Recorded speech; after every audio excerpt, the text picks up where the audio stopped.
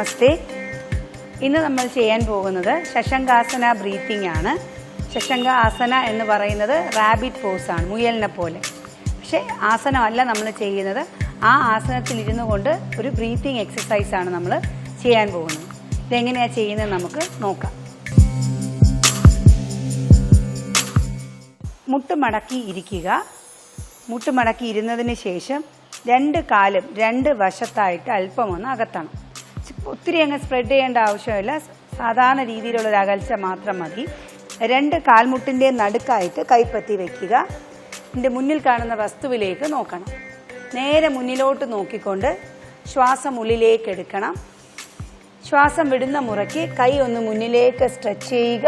ആ വസ്തുവിൽ നിന്നും ദൃഷ്ടി മാറ്റാൻ പാടില്ല. ഏറ്റവും അവസാനം മാത്രം തല താഴേക്ക് കുനിക്കുക. ശ്വാസം എടുത്തുകൊണ്ട് എങ്ങനെയാണോ പോയത് അതേപോലെ കൈ തിരികെ കൊണ്ടുവരിക. വീണ്ടും ശ്വാസം ഉള്ളിലേക്ക് എടുക്കുക.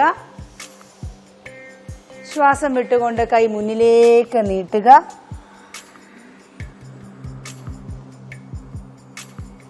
ശ്വാസം ഉള്ളിലേക്ക് എടുത്തുകൊണ്ട് തിരികെ വരിക.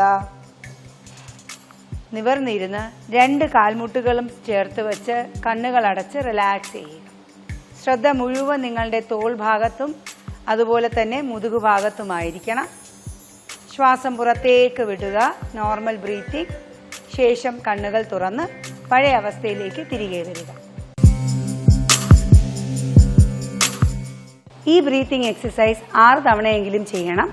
ഇത് ചെയ്യുന്നത് രാവിലെയും വൈകുന്നേരം നമുക്ക് ചെയ്യാവുന്നതാണ്. വൈകുന്നേരം നമ്മൾ എന്തുകൊണ്ട് അഡ്വൈസ് ചെയ്യുന്നു എന്ന് വെച്ച് കഴിഞ്ഞാൽ, നമ്മളുടെ ഒരു ജീവിതചര്യ അല്ലെങ്കിൽ ജോലി കഴിഞ്ഞതിന് ശേഷം നമുക്ക് ഭയങ്കരമായിട്ട് മുതുകിനൊരു റിലാക്സേഷന് വേണ്ടിയിട്ടും ബാക്ക് മസിൽസിന് നന്നായിട്ടൊരു സ്ട്രെച്ചിങ് കൊടുക്കാനുമാണ് ഈ ഒരു ബ്രീത്തിങ് എക്സസൈസ് ചെയ്യാനായിട്ട് പറയുന്നത്. റെഗുലറായിട്ട് ചെയ്യുക. നന്ദി, നമസ്കാരം.